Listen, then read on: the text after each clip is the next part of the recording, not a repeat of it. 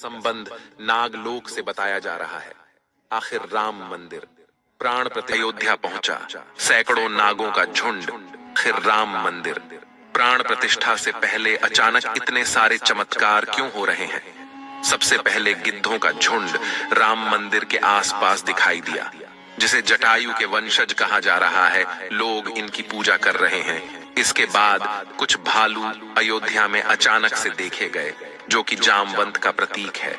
लेकिन अब एक ऐसा चमत्कार देखने को मिल रहा है जो अयोध्या के लोगों के लिए ही खतरा साबित हो रहा है।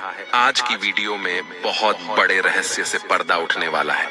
आखिर राम जी का नागों के साथ क्या संबंध है? आखिर प्राण प्रतिष्ठा से पहले इतने सारे नाग एक के बाद अयोध्या में क्यों निकल रहे हैं, वो भी अलग अलग प्रजाति के एलियो में बहुत बड़े रहस्य से पर्दा उठने वाला है। आखिर राम जी का नागों के साथ क्या संबंध है? आखिर प्राण प्रतिष्ठा से पहले इतने सारे नाग एक के बाद अयोध्या में क्यों निकल रहे हैं, वो भी अलग अलग प्रजाति के एल।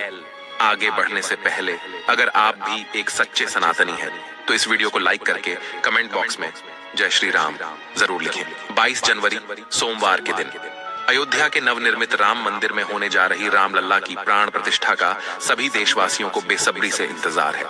राम जी के भव्य स्वागत की तैयारी जोरों शोरों पर है। यह तारीख कोई आम तारीख नहीं है, बल्कि इसके पीछे बहुत ही खास महत्व छिपा हुआ है। आखिर राम मंदिर की प्राण प्रतिष्ठा के लिए 22 जनवरी का समय ही क्यों चुना गया? इसके पीछे का रहस्य जानकर आपके भी होश उड़ जाएंगे। त्रेता युग में प्रभु श्री राम का जन्म अभिजीत मुहूर्त में हुआ था। 22 जनवरी सोमवार के दिन मृगशीर्ष नक्षत्र में अभिजीत मुहूर्त का संयोग बन रहा है। यही कारण है कि इस तिथि को रामलला की प्राण प्रतिष्ठा के लिए चुना गया है। साथ ही यह भी माना जा रहा है कि इस शुभ मुहूर्त में रामलला की प्राण प्रतिष्ठा करने से प्रभु श्री राम सदैव मूर्ति के अंदर विराजमान रहेंगे। लेकिन जैसे जैसे प्राण प्रतिष्ठा का समय नजदीक आ रहा है, वैसे वैसे अलग अलग प्रजाति के नाग अचानक ही अयोध्या में प्रकट हो रहे हैं, जो कि अयोध्या वासियों के लिए खतरा बनते जा रहे हैं। लेकिन गिद्धों का और भालुओं का संबंध तो प्रभु श्री राम से बताया जाता है। उन्होंने रामायण में उनकी सहायता भी की थी। लेकिन इन नागों का श्री राम के साथ क्या संबंध है? आज की वीडियो में इस रहस्य से पर्दा उठने वाला है। चौंकाने वाली यह है कि इनमें दो प्रजाति के नाग अलग अलग क्षेत्र में बार बार निकल रहे हैं, जिनका संबंध वासुकी और तक्षक नाग के साथ जोड़ा जा रहा है। ऐसा कहा जाता है प्रभु श्री राम के भाई लक्ष्मण साक्षात अनंत शेषनाग का रूप है, और वासुकी नाग, तक्षक नाग और शेषनाग तीनों ही आपस में भाई है, जिसमें तक्षक और वासुकी नाग पाताल में निवास करते हैं और शेषनाग बैकुंठ में भगवान विष्णु की सेवा करते हैं। तो अंदाजा लगाया जा रहा है कि जब प्रभु श्री राम अपने भाई लक्ष्मण यानी शेषनाग और माता सीता के साथ अयोध्या धाम पहुंच रहे हैं, तो क्या शेषनाग के दोनों भाई पाताल में से उनसे मिलने के लिए बार बार प्रकट हो रहे हैं? दोस्तों, ये रहस्य बहुत बड़ा है, क्योंकि अयोध्या के क्षेत्र से जब एक सांप को पकड़कर सुरक्षित इलाके में छोड़ा जाता है, तो वही सांप पुनः राम मंदिर परिसर में भी देखा जाता है, जिससे कई बार मजदूरों को भी काम करने में भय महसूस होता है। लेकिन जय श्री राम का नाम उन्हें हिम्मत देता है। आप भी नीचे कमेंट बॉक्स में जय श्री राम जरूर लिखें। लेकिन दोस्तों, प्रभु श्री राम का नागलोक के वीडियो के साथ क्या संबंध है, वो सच्चाई जानकर आपके पैरों तले जमीन खिसक जाएगी, क्योंकि पूरे घटनाक्रम को मल्टीवर्स के साथ जोड़कर देखा जा रहा है, जिसे हिंदी में सृष्टि चक्र कहते हैं। मल्टीवर्स की सच्चाई जानकर आपके भी रोंगटे खड़े हो जाएंगे। जिस संसार में हम रहते हैं वो सृष्टि व विनाश के चक्र से गुजरती है। इस संसार के प्रत्येक सृष्टि चक्र को एक कल्प कहा जाता है। हर कल्प के 4 युग या 4 भाग होते हैं। दूसरे भाग या त्रेता युग में राम अयोध्या में जन्म लेते हैं और रामायण करके फिर से बैकुंठ लौट जाते हैं।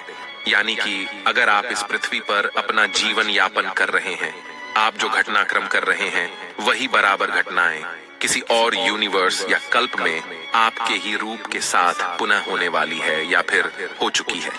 आगे मल्टीवर्स की सच्चाई को साबित करने के लिए एक ऐसी पौराणिक घटना आपको बताएंगे, जिसे जानने के बाद आपको भी मल्टीवर्स की सच्चाई पर यकीन होने लगेगा। इस दुनिया में केवल 3 विद्वानों को मल्टीवर्स को देखने की और उनमें जीने की, टाइम ट्रैवल करने की इजाजत दी गई है, जिसमें पहले है वासुकी नाग, दूसरे हैं तक्षक नाग और तीसरे हैं काकभुशुंडी देव। तक्षक और वासुकी नाग के बारे में हम आपको बता चुके हैं, लेकिन सवाल उठता है, आखिर काकभुशुंडी कौन है और आखिरी इन्हें प्रभु श्री राम ने अमर कैसे बनाया। वेदों और पुराणों के अनुसार काकभुशुंडी ने 11 रामायण और 16 महाभारत देखी है।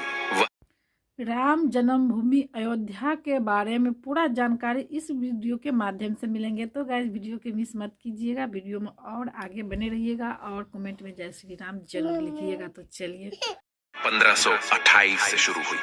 हिंदुओं का दावा रहा है कि वे भगवान विष्णु के परम भक्त थे और इसीलिए उन्होंने ही श्री राम जन्मभूमि पर एक भव्य मंदिर का निर्माण करवाया था। हिंदू पक्ष का दावा रहा है कि बाबर से पहले भी 1833 में मुस्लिम आक्रमणकारी सालार मसूद ने जन्मभूमि मंदिर को ध्वस्त कर दिया था। अयोध्या में राम जन्मभूमि मंदिर पर विवाद की कहानी की 1528 से शुरू हुई। हिंदुओं का दावा रहा है कि मुगल आक्रमणकारी बाबर ने उस पवित्र जगह को तोड़कर उस पर मस्जिद का निर्माण करवा दिया।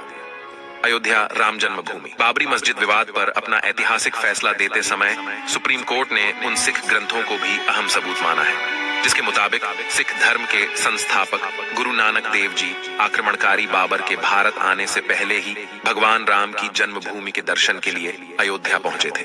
गुरु नानक देव जी 1510 से 1511 के बीच अयोध्या आए थे, जबकि बाबरी मस्जिद 1528 में बनाई गई थी। इतिहासकारों के अनुसार वहां पर बाबर के कहने पर उसके एक सूबेदार ने मस्जिद का निर्माण करवाया था। 23 दिसंबर 1939 को राम जन्मभूमि मंदिर के इतिहास में एक बार से जबरदस्त मोड़ आ गया। उस दिन रामलला की प्रतिमा मस्जिद के अंदर अचानक से विराजमान पाई गई। ये विवाद इतना बढ़ा कि आखिरकार तत्कालीन सरकार उस ढांचे को विवादित मानकर उस पर ताला लगवा देना पड़ा। ढांचे के अंदर नमाज रुक गई, लेकिन बाहर राम चबूतरे और परिसर के बाकी हिस्सों में पूजा अर्चना निरंतर चलती रही। 6 दिसंबर 1992 को अयोध्या में राम जन्मभूमि आंदोलन से जुड़े लाखों कार सेवक जुटे थे। उन्होंने ही उस विवादित ढांचे को ध्वस्त कर दिया। भगवान रामलला ढांचे से निकलकर अस्थायी टेंट में आ गए। यानी कि राम मंदिर का इतिहास बहुत बड़ा है। कई लोगों के संघर्ष की कहानी है और कई कार सेवकों के बलिदान का प्रतीक है। भले ही हम इस संघर्ष में भाग नहीं ले सके, लेकिन यह हमारा सौभाग्य है कि हम राम मंदिर को बनता हुआ अपनी आंखों से देख रहे हैं। अगर आज की यह